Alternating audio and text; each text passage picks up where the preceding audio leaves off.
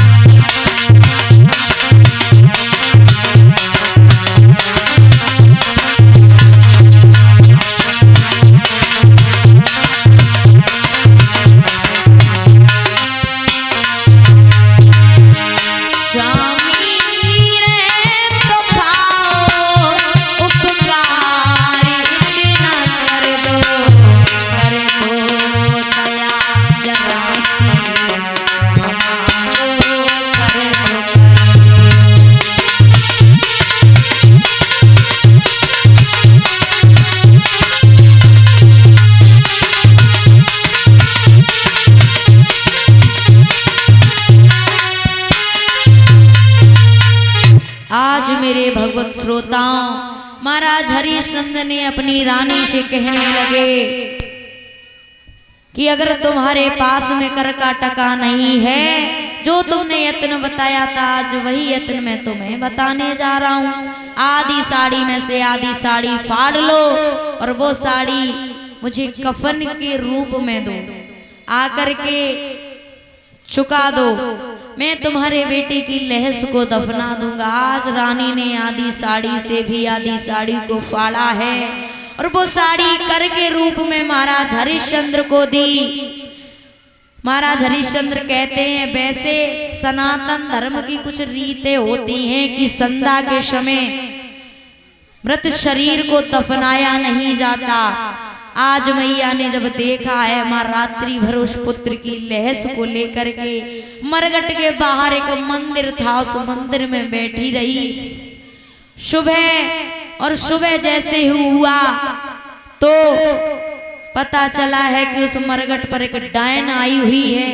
डायन जिसके गोद में एक बच्चा है वो बच्चों का भक्षण करती है। तो मेरे भगवत श्रोताओं, महाराज हरिश्चंद्र तलवार लेकर आए और रानी तारा से कहने लगे, अरे डायन, इस मंदिर से बाहर निकल गया, अभी तक जाने तूने कितने बच्चों को मारा होगा। और जैसे ही तलवार से प्रहार करना चाहा, विश्वामित्र जी ने तलवार को थाम लिया। ठहर जाइए महाराज हरिश्चंद्र, आज मैंने समझ लिया कि तुम्हारे जितना दानी राजनंदन ना है, ना हुआ और ना ही होगा, क्योंकि वो नाम कमाया है, आपके नाम का एक इतिहास बन गया है। महाराज हरिश्चंद्र जैसा दानी होना बहुत मुश्किल है। बोले महाराज तुम हमसे कुछ मांग लो।